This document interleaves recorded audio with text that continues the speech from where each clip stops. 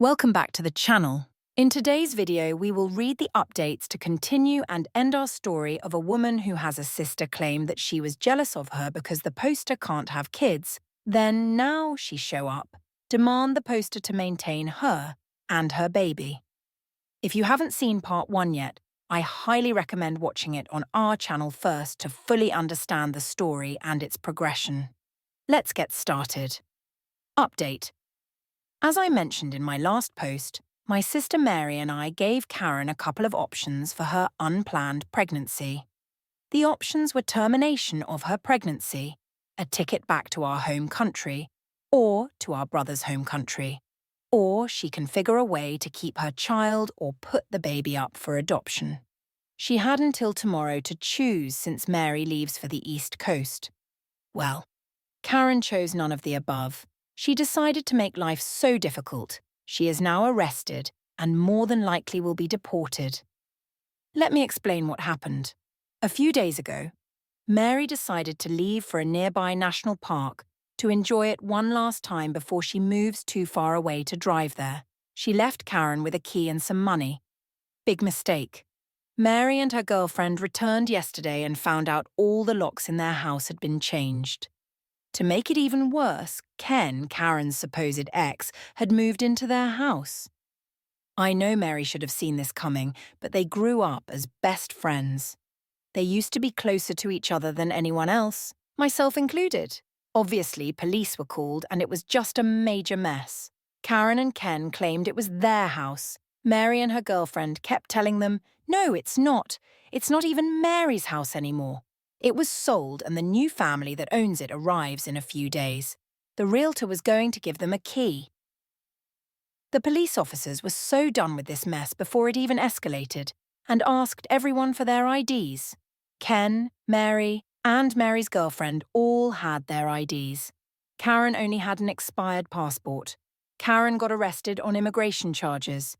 Ken got arrested on charges relating to breaking and entering and some others I don't know for sure. I got this second-hand from Mary while she was basically about to commit a murder felony had it not been for the officers present.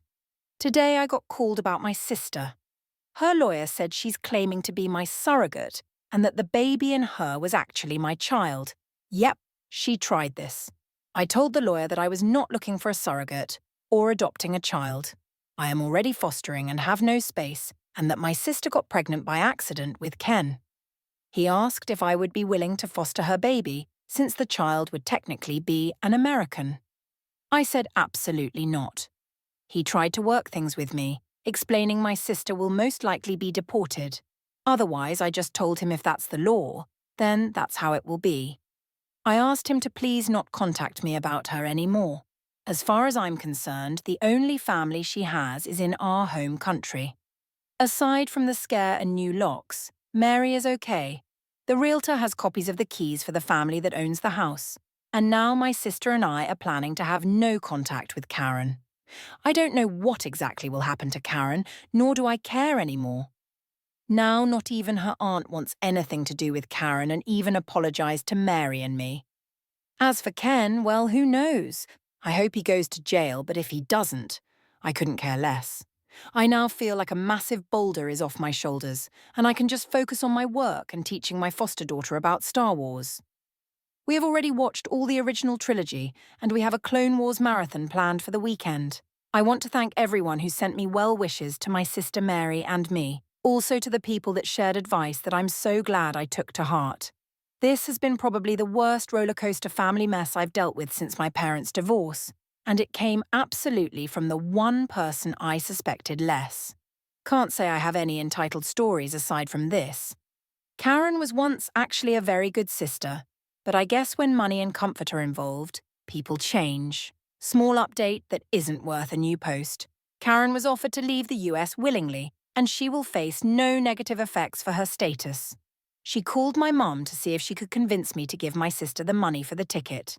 Mary and I agreed to pay the ticket on the condition she never contacts either of us. Her mom is aware of this and basically told me that Karen will have to find a job within the month she arrives, or she'll be in the streets. As for lawyers and stuff, I have my own immigration lawyer aware of the mess, And he told me the only way the surrogate ploy would work would be with a DNA match or a contract. None of that is around, so I'm safe. Mary booked Karen for her trip back, and good riddance.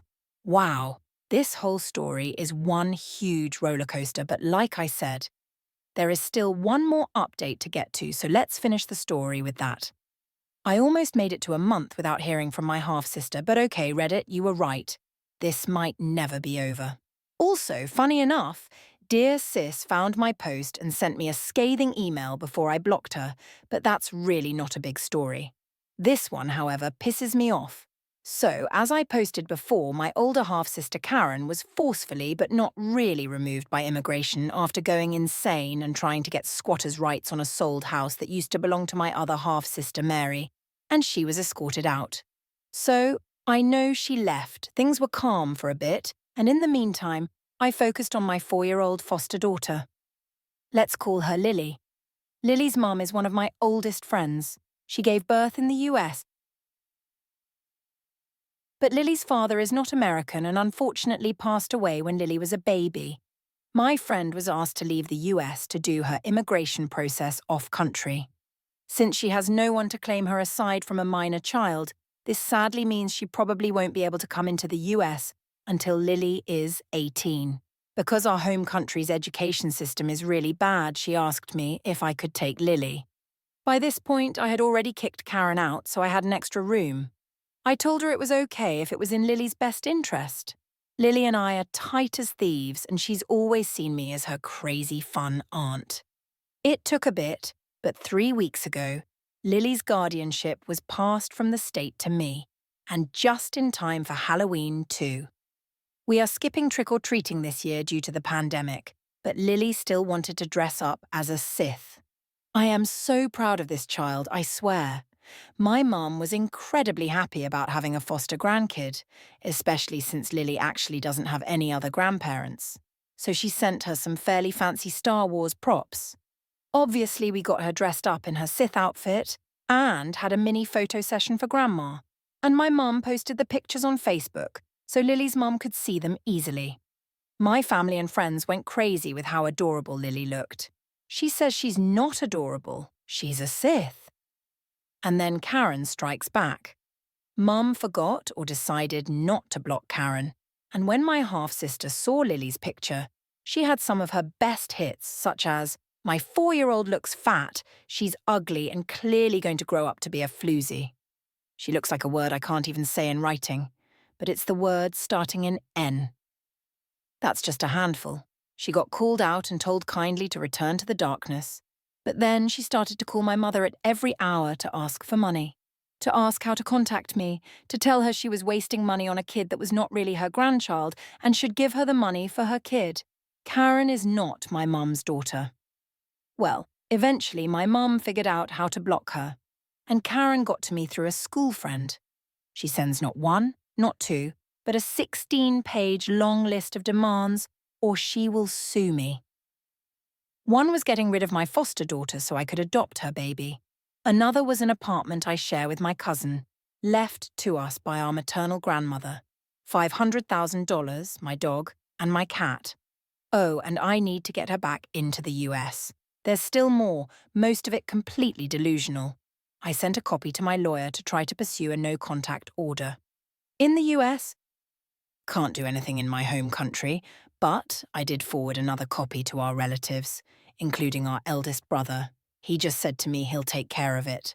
For the record, I am not taking Karen's kid in. Even if I didn't have Lily, her ex was recently released and has already caused problems for other people. Luckily, he's keeping away from me. And to clear something up, Karen isn't penniless. I divided with her and Mary a $150,000 inheritance in equal parts. She also got money from her stepfather when he passed in our home country. She's actually well off.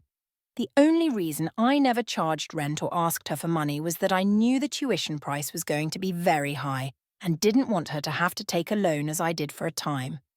And now we are fully up to date with this whole Karen saga, and that's the end of this story. What do you guys think about this story? Let me know in the comments section below. And I will see you guys on the next video.